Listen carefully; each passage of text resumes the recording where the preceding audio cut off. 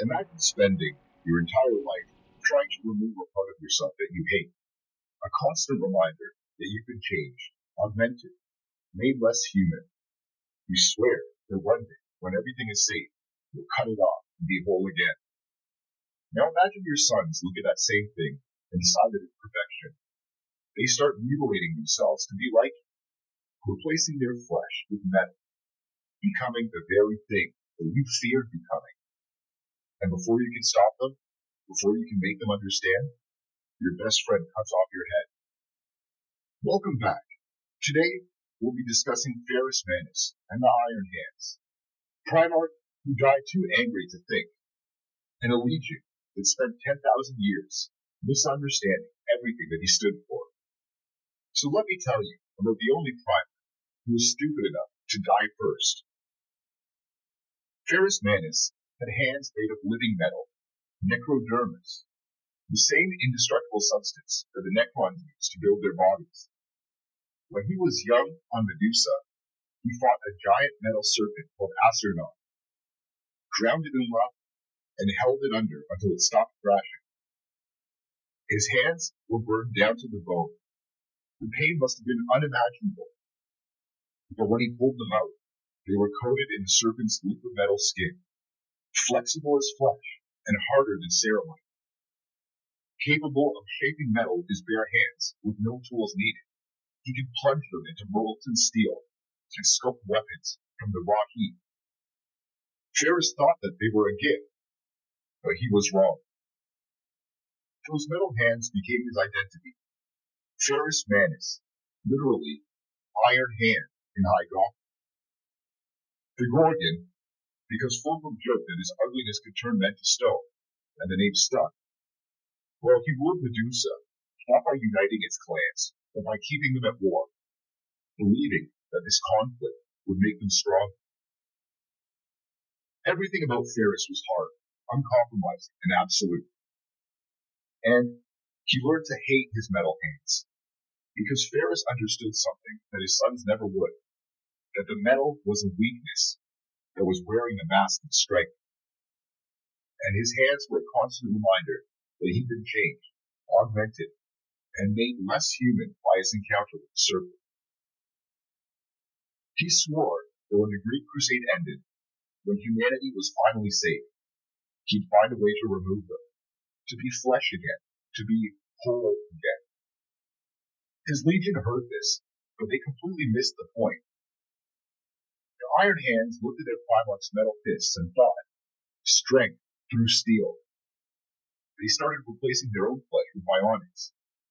The hands first, because, of course, but then their arms, their organs, and then anything that they considered weak. Ferrus was horrified. He explicitly told them to stop, and told them that they were missing his entire lesson. But they didn't listen.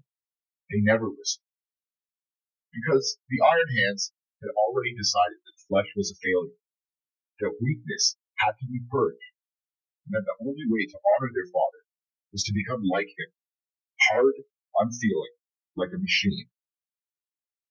And Ferrus? Well, Ferrus just kept building things. He kept creating weapons and armor, tools of staggering beauty and function.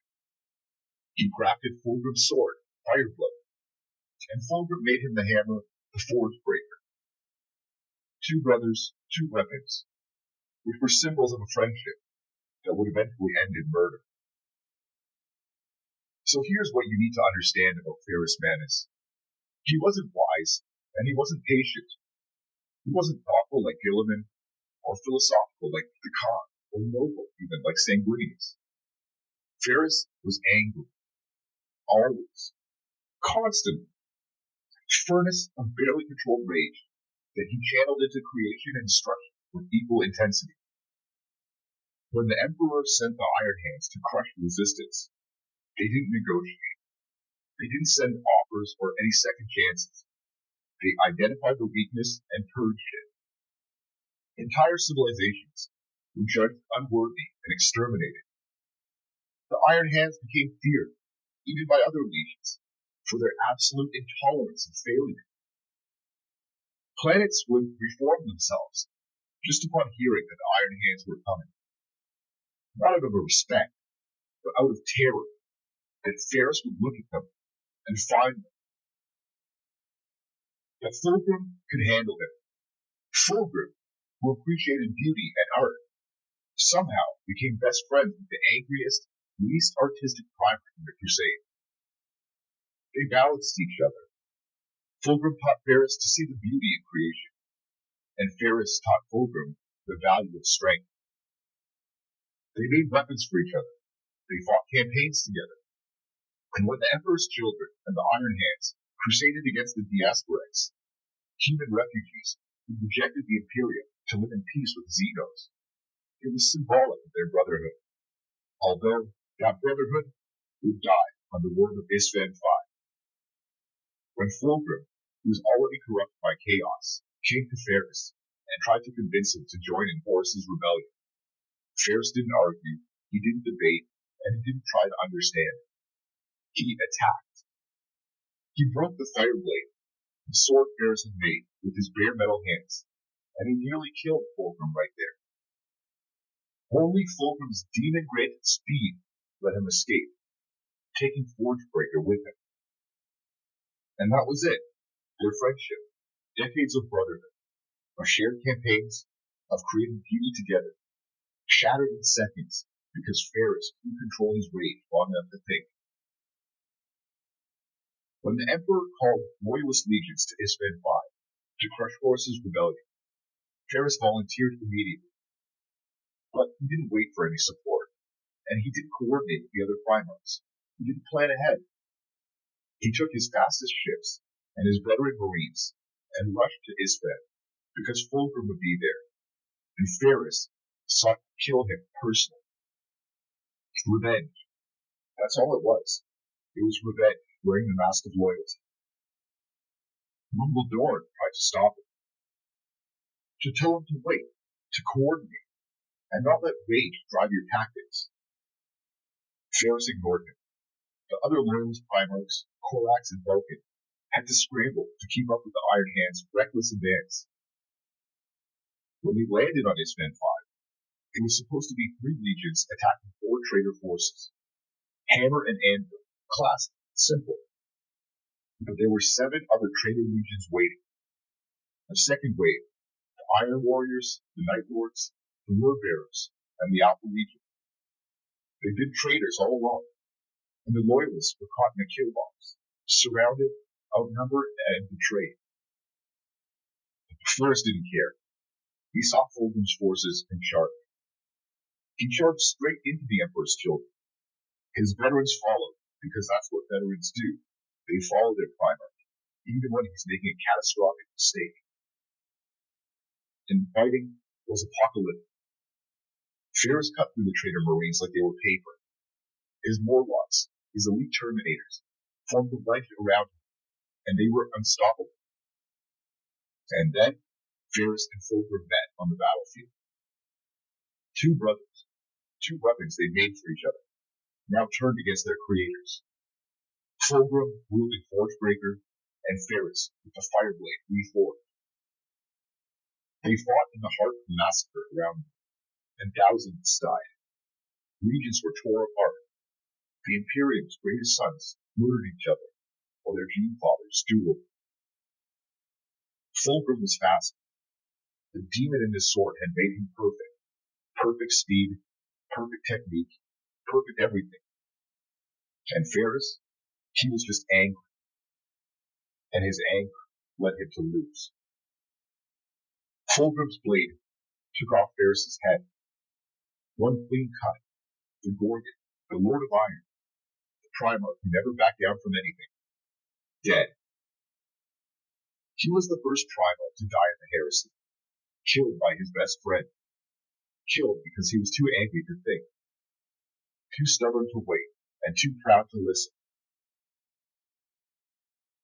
Fulgrim picked up Ferrus's head and screamed, because even corrupted by demons, even changed beyond recognition, some part of Fulgrim was still in there, still understood what he'd done, and still loved his brother. His scream didn't last long. Later, and this is where it gets sick, later, Fulgrim had servitors and tech priests build a construct, a crude reconstruction of Ferrus's body, skeletons of scavenged metal, and one genuine article, Ferrus's silver arm, cut from the battlefield, restitched and hung with wire, animated with a dark tech. A puppet, a toy that Fulgrim kept in his quarters. He talked to it, pretended that his friend wasn't dead. When Vulcan, who was captured and tortured, but still a perpetual who couldn't permanently die, finally escaped, he found this abomination and destroyed it. But Fulgrim's madness with Ferrus's corpse didn't end there. In the warp in Slaaneish's palace, Fulgrim created a perfect clone of Ferrus. Over and over, thousands of times, he'd create a clone, try to corrupt it, try to turn it to chaos, and every time the clone would refuse. It would stay loyal and would choose death over damnation. And every time, Fulgrim would kill it, and he'd start again. 10,000 years of this, murdering his best friend's ghost over and over, trying to make the clone choose chaos, and trying to prove that Ferrus could have joined him if he'd just been given the right argument. That's what grief looks like when filtered through demonic corruption. And that's what happens when you kill the only person who ever understood you, and you can't accept what you've done. The Iron Hands survived the drop site massacre. Barely. Most of their veterans died. Their Primarch was dead, and they were broken. They blamed themselves. Not Fulgrim, not Horus, but themselves. They decided they'd failed because they were too weak, too emotional, too much flesh. So they doubled down on everything Ferrus had warned them against. They started the calculus of war, treating warfare as pure mathematics. Emotions were weakness, tactics were equations, and victory was a probability. They replaced more and more of themselves with machinery. Some battle brothers became almost entirely mechanical. Their flesh was weak, the machine was strong. They created the Iron Council to lead them, a collective of the most augmented Iron Fathers, making decisions by cold logic rather than any single leader's vision. They tried to even resurrect Ferrus multiple times. They built constructs and clones, shells. They were trying to get their Gene Father back, but every attempt failed. Every one was a grotesque parody of what Ferrus had been. And they still haven't learned that lesson. 10,000 years. 10,000 years of doing the exact thing their Primarch told them not to do. The modern Iron Hands are barely human. They worship the machine. They see flesh as something to be transcended. They hoard Dark Age technology in vast vaults on Medusa, conducting experiments that border on tech heresy. The Adeptus Mechanicus love them, of course, because the Iron Hands are the only chapter that truly understand the Omnissiah's vision, that the flesh is weak and that steel is strong, that humanity's future is cybernetic augmentation. But they're dying, not physically. They can replace their organs indefinitely, but spiritually, psychologically. They're becoming things instead of people, logic engines instead of warriors, calculations instead of courage. And here's the really twisted part. The Iron Hands tell themselves that Ferrus isn't really dead, that his death was a test, and that he's waiting somewhere, in the Eye of Medusa, or in the vaults beneath Karashi, somewhere, waiting for them to prove themselves worthy. They believe that when they've finally purged enough weakness, when they've become perfect enough, and when they've replaced enough of their flesh with steel, then Ferrus will return. But it's all a lie, a desperate, pathetic lie they tell themselves to justify continuing a philosophy that their Primarch explicitly rejected. Ferrus is dead. His head was cut off. His body was desecrated. So he's not coming back. There's no test, no hidden lesson, and no secret plan. He's just gone. Killed because he was too angry to think clearly. Because he valued revenge over strategy. Because he couldn't control himself long enough to wait for support. The first Primarch to die, the fastest to fall. And not even a particularly meaningful death. Just rage, meaning skill, and losing. So what do you learn from Ferrus Manus? That anger makes you stupid. Ferrus was brilliant, a master craftsman, a tactical genius, and one of the strongest Primarchs. But none of it mattered, because he couldn't control his rage. He charged into an obvious trap and died for it. Emotion, without any discipline, is just self-destruction. You can't build strength on rejecting yourself. Ferrus wanted to remove his metal hands because they represented everything that he didn't choose. His sons heard metal hands strong and started replacing everything. They built an entire philosophy on misunderstanding their Primarch. So don't let others twist your message into something that you'd hate. Dying first doesn't make you special. The Imperium barely remembers Ferrus. He's a footnote. He's the Primarch who died too early to matter. Yes, his death shaped the heresy. It broke Fulgrim. It scattered the Iron Hands, and it proved that Primarchs could die. But Ferrus himself? Forgotten. Being the first isn't the same as being important. Grief will make people monsters. Look at Fulgrim, creating clone after clone, torturing himself with false versions of his friend. And look at the Iron Hands, becoming what their Primarch hated. Grief doesn't honor the dead, it just hollows out the living. And finally, some legacies are curses. The Iron Hands think they're honoring Ferrus, but they're actually desecrating his memory every day. They've turned his worst fear into their core identity, and that's not a heritage, that's haunting. Ferrus Manus was supposed to remove his metal hands when the Crusade ended. He was supposed to become flesh again, was supposed to prove that you could be strong without being steel. But he never got the chance. And his sons, desperate and broken, drowning in grief and shame, they looked at those metal hands and saw the wrong lesson entirely, that the flesh was weak and that the machine is strong. But Ferrus knew the truth, that the metal was the weakness, that the flesh was the strength. Because flesh can change, it can grow, it can choose. The metal just is. The Iron Hands are dying, not because their gene seed is failing, but because they've stopped being human. They've become the very thing their Primarch feared becoming, cold, hard, and incapable of growth. And somewhere in the warp, in Fulgrim's palace, another clone of Ferrus refuses chaos and dies for it, again and again and again. So that's the real legacy of the Gorgon. Not strength, not craftsmanship, and not his tactical genius. Just rage. And the 10,000-year-long consequences of one moment of uncontrolled fury. Fulgrim held his best friend's head up, and he screamed.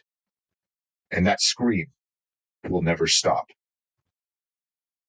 Well, that's it for today. So thanks for tuning in. Next time we'll discuss a different Primarch. And once again, the universe is full of lies, and I'm just here burning them away.